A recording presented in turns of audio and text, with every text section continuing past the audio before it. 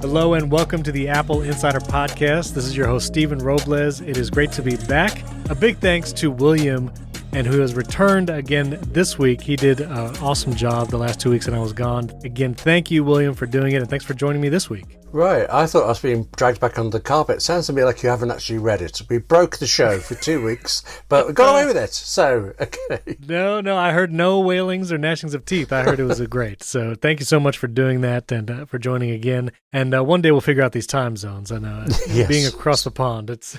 Everybody else is on the same time zone. I'm the one that's not. You'd think it'd be on me to work it out, and I get it wrong. So do you have one of those wall clocks that has, the 4 clocks with the different time zones up on there? Like, I do, yes. Do you? And I still didn't look. It's just ridiculous. No, that's awesome. That's very cool. Well, it's great to be back. And so I want to lead off with what happened on Wednesday of this week, which was the huge Twitter hacking or compromise, whatever you want to call it. There were some exclusive screenshots on Motherboard, which is the technology website from Vice. And we have covered it as well, and there'll be links to show notes for both of these articles. But apparently what happened is that hackers paid off Twitter employees either to get access directly to a administration tool or paid the Twitter employees to do this for them. But they then tweeted out from many verified accounts, high-profile accounts, including Apple's own Twitter account and those of like Joe Biden, Elon Musk, Barack Obama, Bill Gates, Uber. And they tweeted out, hey, giving back to the community, whatever, send Bitcoin to this address and we will double it and either give it back to you or send it on.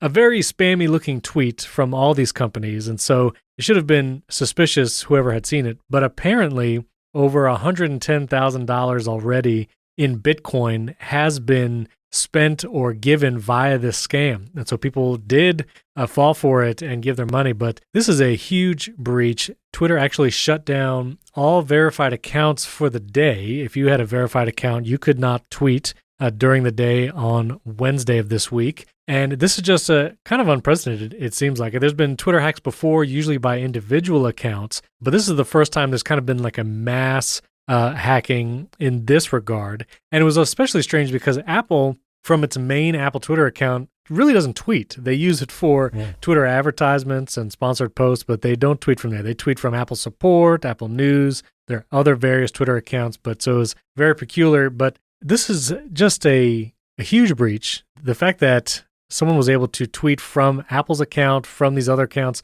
and here in America, our president is very active on Twitter, as you probably know. And to think of the ramifications that could occur if his account was one of the ones that were compromised and then tweets something, even more outlandish that may affect foreign policy or relationships across the world. So this was just kind of incredible. Supposedly, Twitter has taken action. Jack Dorsey tweeted, and the Twitter support account had a bunch of information on what they were doing. But this was incredible. I mean, tell me what your thoughts were on this. Well, my big problem was I didn't know which one of them to give my money to. Elon Musk, Apple, that's really what was causing that. Otherwise, I'd have been in there. I don't admire people like this, but I do think it's very clever that there's all of this effort spent on hacking, and they just picked up the phone and found somebody at Twitter to do it, if that's what really happened. Right. I think that, circumvent, human beings are always the weakest part, and they exploited it. I'm guessing this can only ever happen once in quite this way, because I don't think anybody at Twitter who really did it will be looking forward to their 401k for much longer. That's US financial reference there. I'm learning. That's right. Thank you. Yeah. Thank you. I know it's going to work with some people because these things do. Their job is to convince people, so they work. I don't think people should ever feel foolish, say, for being fooled by it. These people set out to do it, and they do it very well. But I also, ultimately, it was quite trivial. You started to say that about Donald Trump tweeting, and I thought, if he'd put out this, no, I wouldn't have believed it any more than anything else he said. I would have ignored it. But then when you say that about, if it hadn't been this, if it had been foreign policy or something, yes, it's gigantic, isn't it? And shockingly powerful Twitter is. I think it's magnified. It's shown to be much more invasive than we ever knew. It's especially interesting how many politicians, especially here in America and across the world, kind of use Twitter as their almost as like a mini press release platform. There are many candidates, such as Kanye West here in America, that announce their run for president or announce they're dropping out of the race. Yeah, many politicians use this as an announcement tool. Something interesting that you just said a moment ago, that humans are the weakest link. This breach appears to have been Twitter employees that were either bribed or convinced to do this thing or give access to this thing. And at the base of every company are the human beings holding the keys. One of the reasons why I use Apple products, among many, is of all the humans to trust at a company, I think Apple is one of the most trustworthy. And when it comes down to it, who could be bribed? What employees of a company could be bribed? You hear about some of the treatment of employees at different companies. Some of it's questionable. But this is very eye-opening. I don't know how many employees might have been involved in this, but to convince just one and then get access to so many accounts, or, however many they had to bribe, surely it wasn't that many. I couldn't imagine, 25% of the company being involved in this. So, for it to just take maybe single digits of people, maybe even just one or two, to cause this kind of ruckus on a platform that we put so much weight on. No other real platform has this. I mean, even Facebook, who has the users, over 1 billion worldwide, is not seen as I'm announcing something politically, or, even governors and states are using Twitter amid the COVID-19 pandemic to announce what they're doing and what their policies are. And many times, we have a governor here in Florida that when he makes an announcement, he basically says, watch it on Twitter or watch it on this local TV news station. It's rare that you'll see any other platform kind of among those. This is where you get your news. And so policy talk about social media platforms is always around, what is okay, how much accountability should they have, how much they should be governed by state and country authorities. I even found it interesting on Instagram. I was going through stories recently, and someone was just posting a screenshot of a news article about COVID-19, and Instagram actually, a screen came up and blocked it at first and said, we have some fact checking on this article. It wasn't even a link. It was just a screenshot of an article. And they were saying, we have some information on this. Click here to learn more about this particular case, or click here for COVID-19 information, and linked it out to a source. And so that was very interesting. Even Instagram, on a screenshot, not even a link, is kind of doing this now, fact checking. And that is now becoming an increasingly important, I don't know if you want to say feature, or something that social media platforms are having to do with the people that are posting on it. So I don't know if you've seen stuff like that around social media, kind of that fact checking or whatever, but yeah, how do you feel about that? Well, now I'm forced to tell the truth on Twitter. It's terrible. I just, I haven't hit it myself. I've been aware of people who have. I didn't know that one about Instagram, and I love that technically, but I think also it's a good thing when used in the right way. I mean, if the article is legitimate, should it be stopped and fact checked, or is it allowed through? Who makes the decisions of what awful thing for a journalist to say, who decides what's fact and what's not? But right. Yeah, there are differing opinions on practically everything, and some are more valid. This is a can open, worms everywhere. That's what I think. Definitely a Pandora's box. Yes. And I always find it interesting, when you go into an Apple store, I've heard people at the Genius Bar, when they say they've either forgotten their passcode or their iCloud password and they can't get into their accounts. And many times Apple says, listen, we can't unlock this for you. There's no secret key that we have here in the store or even corporately to help unlock your device for you. And so you're kind of up a creek. I've heard that many times in the Apple Store, people trying to get back into their devices. And so I don't know exactly the inner workings of that. I would love to know if you're listening, if, I don't know, maybe we have an Apple employee listening, or if you are familiar with their security practices, if there is even a human element that creates a risk for this kind of data breach. Obviously through this, if the motherboard article is accurate, which it looks like it is, they have screenshots and they've had quotes from Twitter employees. But if Apple, there is no human ability to access data or unlock something on your iCloud side, iCloud data, all that kind of stuff, then it removes that element of the human weakness. And so I'm very curious, again, if someone from Apple is listening, or if someone has a connection, would be very curious, is there even that kind of backdoor that it seems Twitter has maybe wide open or maybe not, but that ability to bribe, I don't know if you could pay an Apple employee enough to get into a device because there's just not that ability. Had you ever heard that, people forgetting their password and just being out of luck? I'm afraid so. I wish I hadn't. It's good that you can't break it, but it's painful for the person involved. I think you're right about Apple, though, and the inaccessibility of the data, but there's also the fact that surely Apple employees are far too busy being bribed to leak muddy photographs of the corners of boxes of things like that, Right. But, with iCloud Keychain, there's many, many users that have lots of passwords stored in there as well. And, that was one of the things I use 1Password personally. We've talked about it before on the show, but... Same here. Love 1Password, yes, yeah. But I believe they were purchased by Dropbox. Is that right? There's been a big corporate investment in them. I remember hearing a really detailed interview with the makers of about exactly what was invested and what it was there to achieve for. And if I'd been concerned before, and I wasn't that particularly because I really rate them, I wasn't at all afterwards. It made absolute sense and is ultimately good, I think, for the 1Password platform. Okay. It'll keep it going longer and we'll wear it. So, yeah, I was completely assuaged. Is that the word? I was completely reassured. I don't know. That's a great word, though. It is, though, isn't it? That's the kind of word you get when William Gallagher's on the show. You know what I'm saying? It might be wrong, but it's a great word. Okay, right. Well, again, would love to hear if anyone has information more about the Apple security side of this. But it's a developing story as well in regards to Twitter. Stay tuned to AppleInsider.com as we have updates on this whole ordeal. So also that happened this week. Apple released iOS 13.6, iPadOS 13.6, and all the other 13-point-something updates across the line, watchOS, tvOS, macOS, namely some bug fixes, performance improvements, kind of that normal stuff. Apple Car Key support is now available. I know William has a brand new BMW that he can use Car Key with. No, just kidding. Just the one? Neither do I. Come on, we're a two-car household, clearly. Okay. Right. I can't speak to the Car Key ability in iOS 13.6, but one of the other features, this was a rumored feature to come out soon and is now available in iOS 13.6 and on the Mac, is that Apple News has now come out with audio stories where you can, if you have Apple News Plus, you can access many stories read by professional voice actors. And so you can access that in Apple News Plus. And they now have a daily news show, an Apple News news show. It's about 7 to 10 minutes long.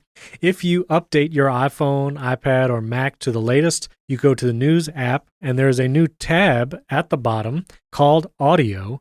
And it's a little unclear how you access that daily show, but it's actually, you just hit the play button in the top right corner of the audio tab in the News app, and it plays that 7 to 10 minute news show. Kind of covers the top headlines for the day. It's really nicely produced, sounds great. If you just want a kind of rundown of the headlines, that's available to you, whether you're an Apple News Plus subscriber or not. And then it has some previews for the long form articles that you can get via audio. A nice feature is actually delivered. Does this tempt you at all, William, to continue with Apple News Plus subscription to get these audio articles? It might, if I could have it. It's only available in the US so far, and possibly Canada as well, I'm not sure.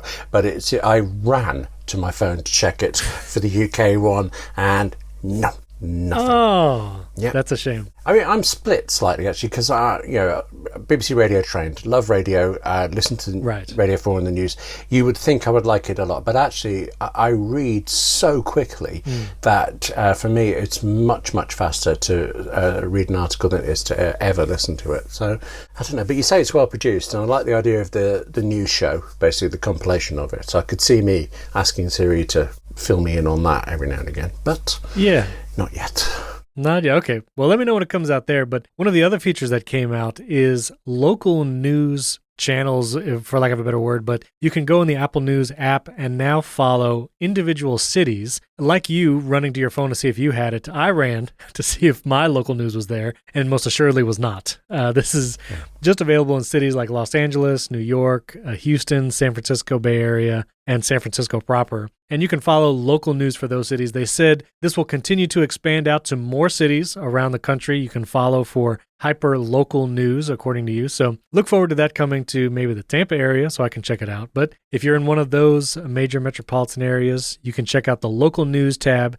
And everyone, if you update to the new operating systems, you can access that Apple News audio and listen to that daily show for free right there. So pretty cool features. And again, those updates are available everywhere.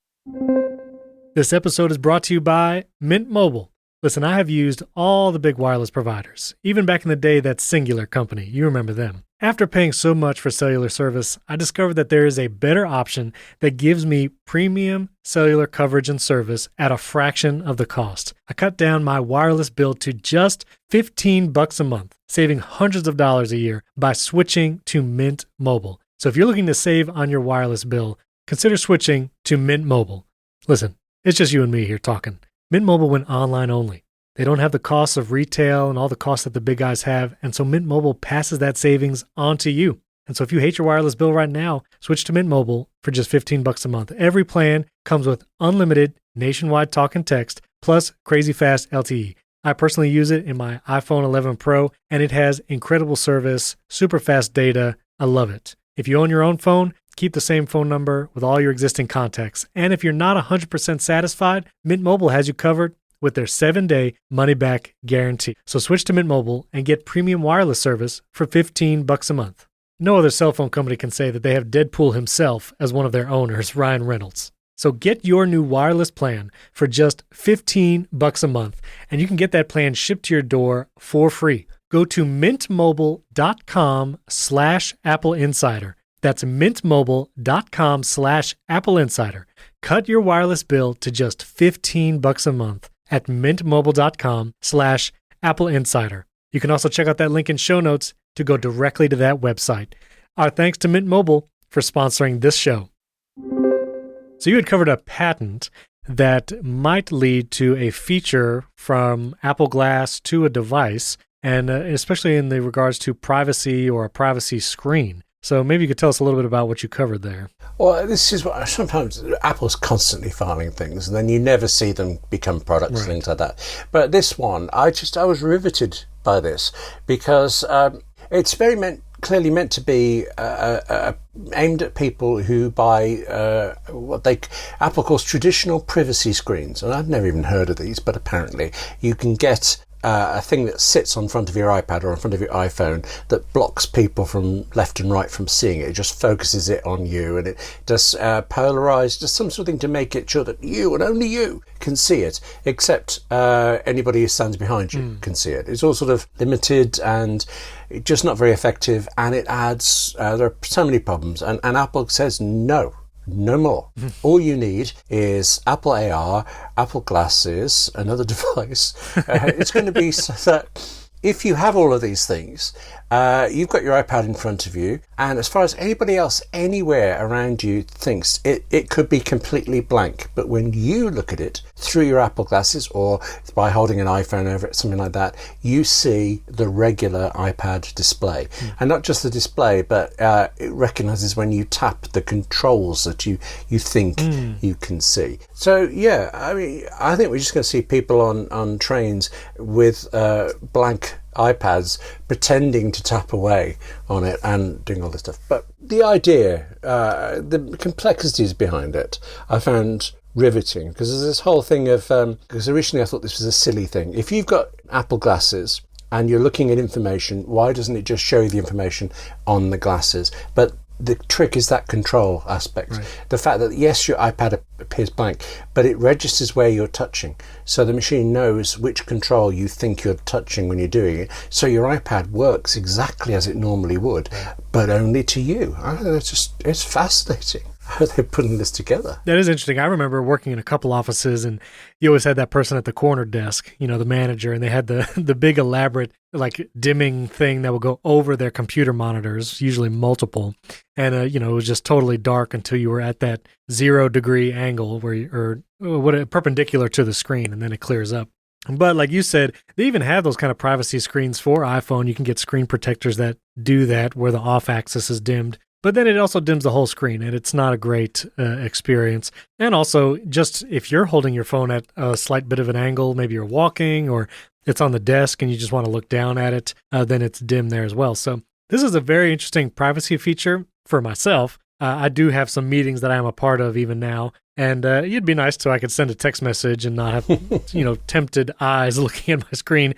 It's not typically anything nefarious, or as someone your eyes immediately just go to it. If you see someone texting, and it catches your glance, you're just kind of tempted to look at it. And so, yeah, it'd be nice to just not have to worry about anyone looking at what I'm doing. But it's also a very elaborate feature hardware-wise in order to enable. So, yeah, we'll see. We'll see if it actually comes to fruition. I think if Apple set out to do this, if they sat down one day and thought, right, how can we do this? Then this would be preposterous overkill. But it feels to me more like it's a combination of we've got AR, we have a privacy concern, we have the bits, and with I don't want to diminish the rest of the work, but we're able to line up things to give us this unexpected extra benefit. That's how it reads to me, which is great. Yeah, it's interesting. We'll see if it comes. We'll see if Apple Glass comes in the near future. Again, hopefully there'll be some kind of event in September. Maybe it'll be pre-recorded like WWDC, and they announce the iPhone 12 and other hardware items, the new Apple Silicon Mac, which we'll talk about in a moment. So we'll see if that event comes in the fall. Another bit of news, this is a rumor that Apple is developing a new app for Windows 10 to replace the long-standing need for iTunes on Windows to manage Apple devices. And this just makes a lot of sense. They've kind of removed many of the device syncing features and backup features from iTunes on the Mac. Now, when you plug in a device, it just appears in the Finder window and you manage your device there. It's rumored to maybe come soon. So we'll see if that comes. Again, look at appleinsider.com for information on that. And Andrew had an article that went up this week asking the question that both William and I are wondering too: should you wait for Apple Silicon to upgrade to a new Mac? And so, again, one of the biggest announcements at WWDC was that Apple is moving the Mac to its own made Apple Silicon. And it even said that we will see Apple Macs with their Apple Silicon by the end of 2020, the end of this year. So in the next 5 months, we'll see these computers launched. But there might be some of you out there right now that need a new computer for whatever reason. Your old one died, or it can't run the software you need. And so maybe you need a laptop or an iMac.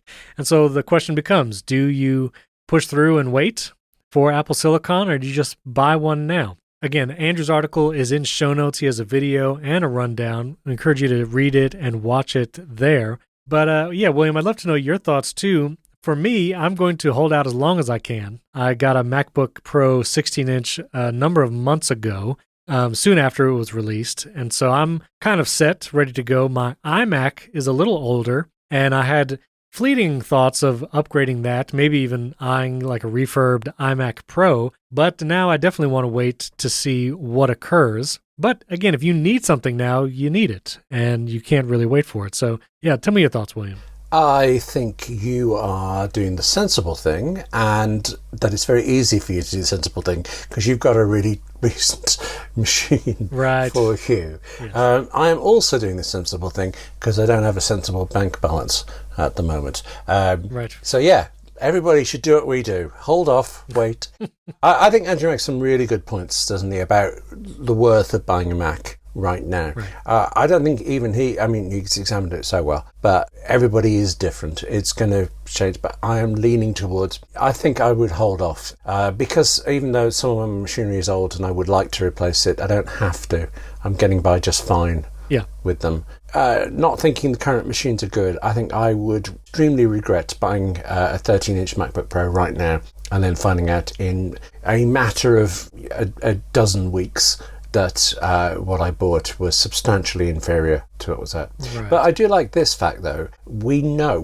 Apple has convinced us completely that the new Apple Silicon Macs will be better. There's nobody thinking that we're going to have lots of software problems. We probably will, but we're not thinking that. We're just assuming they're so good, we want them now. And I think Apple's really sold us very well on that giant transition.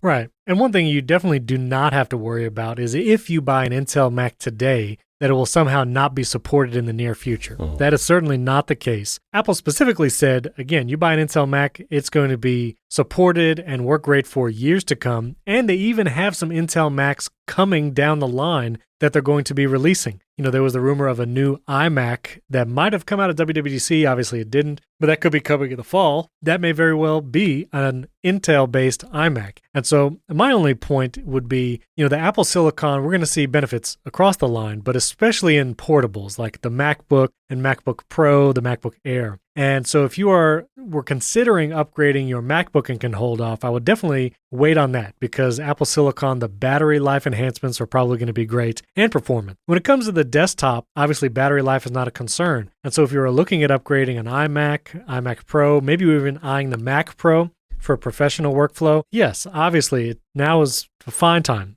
to buy one. And again, it's rumored that probably the portables will be the ones that get that Apple Silicon first anyway. So if you need that desktop, again, do not worry that you're buying an obsolete machine today. I remember my first Mac was actually the G4 12-inch PowerBook. And when I purchased that machine, I loved it, first of all. The portability and just, it was amazing. But the Intel transition actually happened right after I bought that machine. And, they moved to Intel across the line. But that G4 PowerBook, it lasted me a solid 7 or 8 years after the fact, running all the software, getting macOS updates or then OS 10 updates. But, don't worry about buying a computer now and it being obsolete when Apple Silicon Macs are launched. They'll be useful for many, many years to come. I so love that 12-inch model. Yes. One of the... Oh, yes. Why is it that some of them, some PowerBooks, MacBooks just stand out as being the greats? And that was definitely one of them. And that was the last time that screen size was found in an Apple portable computer. And I had some friends, too, that had the 17-inch MacBook Pro, the unibody, and that last model, I forget, might have been 2010, 2009. I have friends that wish that Apple would make a laptop that big, which I guess the 16-inch now is close to that. But they just wanted as much room, as much power as possible, and they didn't care if it weighed, 20 pounds or whatever. They just wanted the biggest one possible. So yeah, some of those Macs, they stand out. And man, I remember that 12-inch PowerBook. The keyboard was literally edge to edge. There was no space on either side of the keyboard, but it was great. Super portable, really lasted for a long time. Taught myself Final Cut Express on that machine. Oh. Yeah, but even before Final Cut Pro. So goodness, that was fun. Some last things to hit here at the end. There was some coronavirus or COVID-19 news. First of all, Apple actually encouraged their retail staff to work from home as much as possible, and that a return to the offices probably is not going to happen this year, 2020. It'll probably be coming 2021, if not later. And so we have an article. There's a link in show notes to check it out. But Apple even said that Apple Store employees can have a COVID-19 test kit sent directly to them from Apple. So that's pretty incredible that they're doing that for their employees. Amazing that they're not even planning to return this year. Again, as cases are spiking here in America, we're seeing lots of backtracking of opening up. And in addition to that, in iOS 13.6, one of the features that did come out was symptom tracking. And so while we have that contact tracing feature slowly rolling out here in the United States, I don't think we have an app even available using that yet. So, we don't have that available, but you can now track symptoms over time in the Health app on your iPhone. This is all kinds of symptoms, whether it's shortness of breath, a sore throat, coughing, sneezing, all that kind of stuff. And you can kind of track it and see how you're doing over time. And this is kind of interesting, even outside of the pandemic situation. If you want to track those kind of symptoms and see, how long does it take me to get over a cold or a sore throat? And be curious to track those things over time. And lots of options there. So if you update to iOS 13.6, you can go to the Health app, browse, and then go to the symptom tracking for that. And I think William's tracking the symptom of wanting my iPad Pro. He's tracking that over time. Yeah, it's at a steady, constant rate, though. So not a lot of movement on that graph. Yeah, it doesn't change much. My hopes go down, though. So right. How are you guys doing over in England? I have not seen the numbers recently, but obviously here in the United States, it varies widely by state. Some increasing, some decreasing in positive cases. But what's the situation there in the UK right now? It's still not very good. I mean, compared to other countries in Europe, we're in quite a bad state. But things are being lifted. The feeling is that they are being lifted too soon. We have certain areas. There's a place near me called Leicester. It's a small city, and it's backtracked into a deeper lockdown. So I'm quite concerned for friends there, but there's a lot of push now to get out, to use bars and things. It really feels like the fuss is less about health and more about businesses and things. And I understand the economy need, but there's a lot of still very scared people. Right. Yeah, unfortunately. Keep us updated. Obviously, you can get all COVID-19 news. You can go to the Apple News app. They have a whole section dedicated to it. stay safe, follow the guidelines that are being put out by whatever country you're listening from. To kind of end on a slightly up note, Apple TV Plus is announcing and releasing a lot of original content lately. And just last night, I watched the Tom Hanks starred movie Greyhound. That is available on Apple TV Plus right now. It's a full motion picture, a World War II era crossing the Atlantic story. Tom Hanks being the captain of a ship crossing the Atlantic for the first time in the Black Pit under attack by German U-boats and all that. I'll have to say it was actually enjoyable to watch. We don't have many summer blockbusters this summer as movie theaters are closed pretty much everywhere.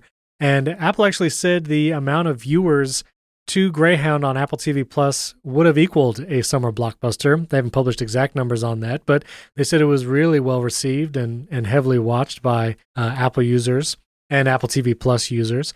So yeah, I would encourage you, listen, if you have Apple TV Plus or you want to start a free trial, it's a summer blockbustery type movie, especially if you're into war movies or you just love Tom Hanks. Either of those qualifications, you would really enjoy this movie. I have a HomePod connected to my Apple TV as the speaker, and it actually sounds great that way. The movie was visually enjoyable. Pretty simple story, not complicated. Tom Hanks crossing the ocean, trying to survive. Really well done. Have you seen or been enticed by any Apple TV Plus offerings lately? Well, I was slightly disappointed by Little Voice after all this waiting for it, but you got me onto Defending Jacob, and although I've only seen one episode so far, I think it's amazingly well done. I'm just slightly perturbed by how much Apple product placement there is in it. There's so much that I wondered why they didn't just ask Siri who the murderer was. That'd be next. It's a good point. Yeah. I'm curious about Greyhound. You said fun. I don't know why I had this impression, but I thought it was quite maybe I'm picturing Das Boot or something. I was expecting something heavy, serious, and you're saying it's more summer fun. I guess that was maybe a misnomer. If you enjoy watching war movies, I think you will enjoy watching this. Right. It is not fun or funny in genre-wise. Just if you enjoy watching war movies like that, right. It's good. And action-wise, suspense, that kind of stuff is done well, I believe, in it. And to your point, there's zero Apple product placement because it takes place in 1942. So, you should enjoy not seeing any Apple devices there. Okay. I can most assure you the sonar and radar is not made by Apple on that ship. But we'll put a link to that. But if you have an Apple TV now, the Greyhound is everywhere. You can't not see it if you open your Apple TV. So yeah, check it out. Let us know what you think if you saw Greyhound or if you've seen other Apple TV originals. Again, Defending Jacob, it is a great show. If you can power through all the Apple logos as William did in episode 1, it actually is a very good show. Very well done. Chris Evans does a wonderful job in that show. So you check that out. 8 episodes. Unknown if it'll have a season 2. It might just be a standalone series. So you should check that out. What was it you were disappointed in? What show you said? Little Voice. Weirdly, it's the very last one of all the shows that were announced. You remember March 2019, the big Apple event of all of these things. Yes. It's the last of those to ever be shown, and it's nice. It's just, I don't know. I think Sarah Bareilles, I was expecting something more, and I find it very hard to stick with it. For some reason, it's a very gentle, not comedy, not quite drama. An experience with characters, and the characters didn't hold me enough. So, I might try another one again, but yeah, slight disappointment, unfortunately. And I think is that the first time I've been disappointed. I mean, there's things I don't like and stuff, but you kind of knew you weren't going to. Little Voice is as well made as all of them. Apple's very consistently, strongly made over things, but this one just didn't seem to land for me, but that could just be me. All right. Well, check those out. I'll put a link to both of those in show notes if you want to just jump right to the TV show or movie, and so you can check that out. And as always, thanks for listening. If you enjoy the show, and listen, I'm sure you enjoyed William hosting last 2 weeks' episodes, leave us a 5-star review and a comment in Apple Podcasts. We greatly appreciate that support. You can comment on the post that goes up at appleinsider.com/podcast, or you can tweet at William or I. Our Twitter handles are in the show notes. You can find us there. You can also email feedback. The email address is there in show notes as well. Check out all the links there. And once again, thanks for listening. We'll catch you next week.